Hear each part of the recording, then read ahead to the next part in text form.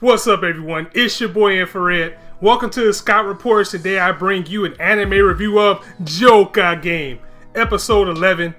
We're heading to the finish line of this series, folks. However, we didn't break the episodic nature that this series has going into that finale, as once again I feel that they missed the mark to put everything together into one central plot line.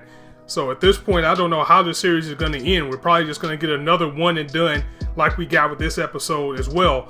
And I don't know though. I don't know if it's because I'm used to the way that this series is by now and the pacing and how it flows, or has the last 3 or 4 episodes, including this one, been actually pretty good?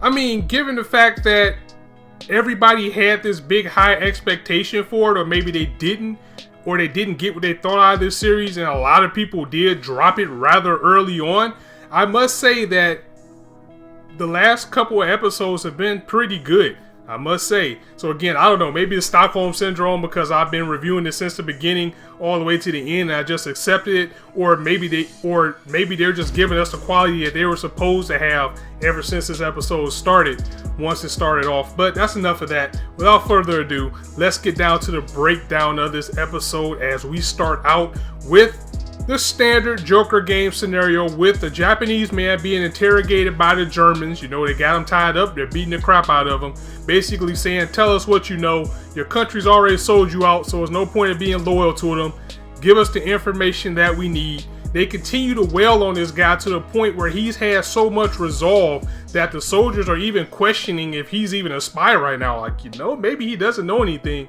because we put him through so much that he probably would have said something by now. As they drag him back in for another day of interrogation and tie him up. However, when they get ready to do so this time, he has like a devious look on his face, as we can see that he's grabbed one of the grenades from the soldiers and lets it off, and the explosion ensues, and then that takes us into the opening. And you know how the opening goes already. They spend like probably a minute and a half, 3 minutes explaining who the agency is like we don't know at this point, and then you get the opening. But you know, it's something that I don't really touch on too much in my reviews, is the animation was actually pretty good, especially how this took place in the winter time and how they had the snow falling and everything like that. I don't know if I'm just feeling a little bit of nostalgia, because where I stay currently, I don't get snow anymore. So just to see that so beautifully done, and it just kind of gave me like that warm, fuzzy winter feeling. They really did a really good job of that. But enough of that. Let's get back to the episode and what happened this time. We found out this explosion was a flashback, because during that explosion, when it occurred, there was a German man who lost an eye. We fast forward to the present time for Joker game, at least, to a man by the name of Colonel Wolf, who is an older, seasoned man. You know, he has gray hair, he has an eye patch, and he's the man that we're going to be spending the most time with in this episode, as it's pretty safe to say, and it will be confirmed later in the episode, I know I'm jumping ahead, that that man who they were interrogating and blew up that barn that they were in was Yuki back in his younger days, and Wolf has been chasing after him ever since, and it has been about 20 something years at this point. As far as the episode goes, the Germans are interrogating the Japanese man. In fact, they're interrogating a lot of people, as they have a whole bunch of people lined up for some reason. There's a man who had number 3 on him. Colonel Wolf told one of his subordinates, who's also going to be with us in this episode, to carefully watch number 3, because he has a matchbook in his pocket that's very important. So when they're interrogating this man, they said the matches that you have has like a residue or some type of substance on it for decoding secret messages, and they want to know why he has that. He also had a very nice wallet in his pocket that was a little bit too nice for his blood. The subordinate soldier, you know, he is skeptical about it, saying, you know, maybe this guy isn't it. However, Colonel Wolf sees through it by saying that, once again, that wallet is too nice for you to have, and what are you doing with this matchbook, with this substance? As the man starts to break down and says he got the matchbook from an older Japanese gentleman that he bumped into, and the wallet belonged to a dead man by the name of Katsuhiko Maki. So he lifted it off the dead man, but Colonel Wolf continues to interrogate him by saying, you took this wallet, but you didn't look at the man's name or anything, and that's how he came up with it. He tried to act like he didn't remember, but you know, when you start getting interrogated and you start getting faced with, you know, a sentence, and you know, back then, you know, if you're seen as a spy, that's life and death. he just broke down and said it was a wallet from a dead man by the name of Katsuhiro Maki. That's where I got the wallet from. And that ends the interrogation as they get some type of lead and they begin to let the man go. The subordinate asks Colonel Wolf what they're going to do with him, where he says, well, somebody has to take a fall for this, so we're going to use him for a fall guy. Oh well, we got what we needed from him to get to our investigation as the episode continues on. This man by the name of Maki was in Europe from Japan for about a year, and he was a writer. Colonel Wolf is not buying this as he's been doing this too long and he's been chasing after Yuki too long to be fooled, as this man is definitely one of the D agents because he just looked too calm in his death. His cause of death was ruled as shock as he was pierced through the chest with a iron beam because he was on a train and that train crashed. And this subordinate is very stupid. He was pissing me off the entire episode because everything that Colonel Wolf said, he was always coming back and basically saying he was wrong about it. Like, you know, I don't think this man is a spy because he just seems like he is too calm. I mean, he died peacefully or he died in shock. If he was a spy, he wouldn't look like this, blah, blah, blah. But again, Colonel Wolf was just too smart for that. And he is kind of familiar with Yuki and his ways by saying, search this man, Maki, search his home, confirm that he's dead, check everything around, and if anybody gets in the way, apprehend him, as we must investigate this thoroughly because this man is a spy no matter what, and we're going to get to the bottom of this because he was holding something very important. Of course, they don't find anything in Maki's home that's any evidence that they can use. Also, as far as his dead body, nobody came to visit Maki or anything.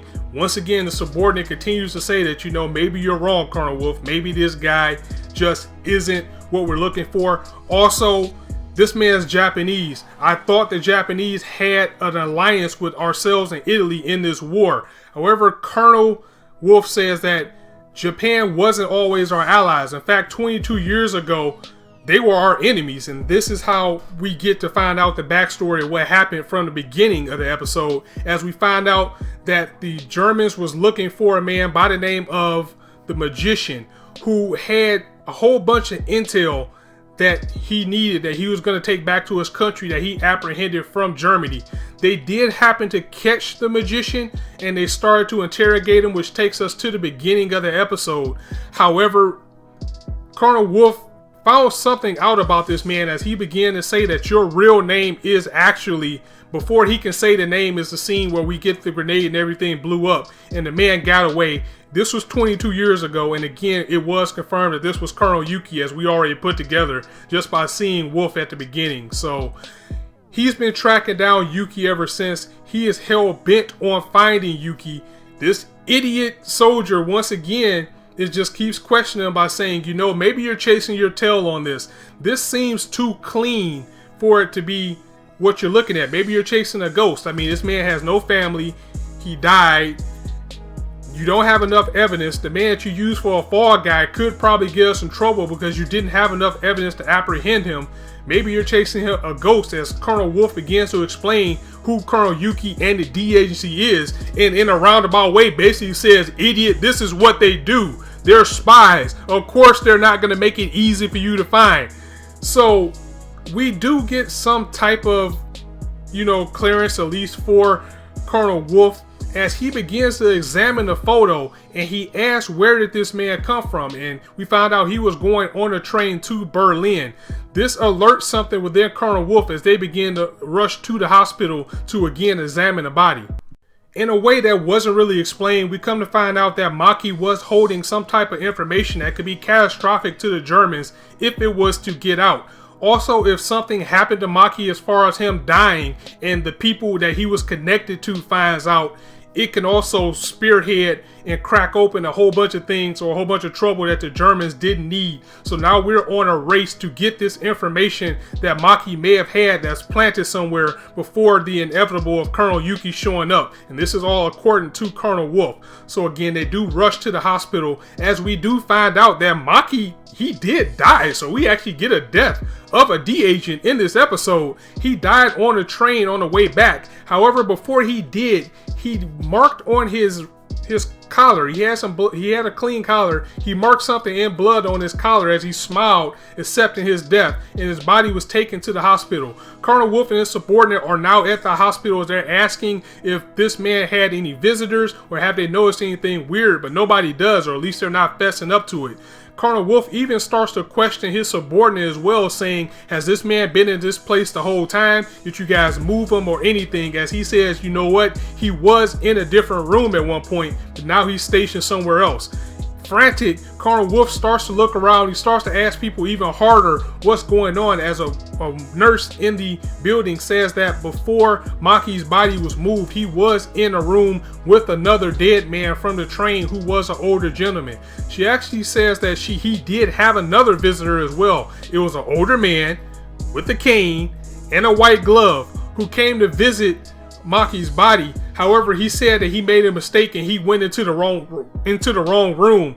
And we find out that they looked at Yuki's body. I'm sorry, not Yuki. They looked at Maki's body and they noticed something off on the collar. At least Colonel Wolf did. He pretty much, again, he calls his soldier that he's with an idiot because he didn't investigate the body thoroughly. We find out that on the picture of the autopsy that we got from Maki's body, he had a clean collar. However, when they look at it now in the morgue, his collar is ripped off, as it was the decoded message that they needed was on the collar, and it was decoded and ripped off, and Colonel Yuki was able to get that message and escape easily, passing off as an old man who just lost his way. So they get away. The agency wins again. Yuki is on top of everything once more, as Colonel Wolf is steaming, as he can't believe that he is still not able to catch this man who pretty much is a ghost to him after all these years. And now once again the D agency manages to get away with more intel. However, this time it is with a loss, as we have lost one of the D agents, and Colonel Yuki took a little bit of time to mourn him as he closed his eyes. And this takes us to the end of the episode. Once again, it kind of felt like, I don't know, maybe it's because, again, I'm used to the way this story goes by now, but I like the way that everything came to a pretty much an end, and it was kind of an aha twist. Colonel Yuki, this guy's just too OP. He's too strong, and if they haven't brought us an overarching plot by now, they're probably not going into this finale episode next week. So let me know what you guys thought of the episode. Did you like it overall?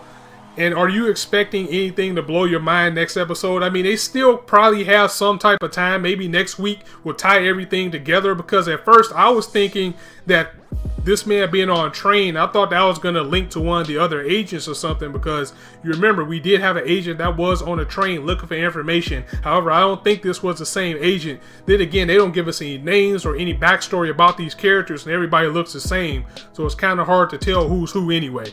So I'm going to go ahead and end it here. Thank you guys for joining me. If you liked the video, go ahead and drop it a like. And if you want to hear more, go ahead and hit that subscribe button, as I bring you guys content almost daily right now.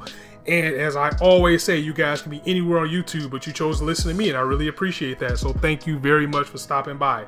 On that note, I'm going to go ahead and end it here. Be sure to join me tomorrow as I review Bungo Stray Dogs. Thursday we have Cabaneri, and then Friday we start Hype Friday all over again with the week with JoJo's Bizarre Adventure. So it's your boy Infrar-Ed signing out. See you soon.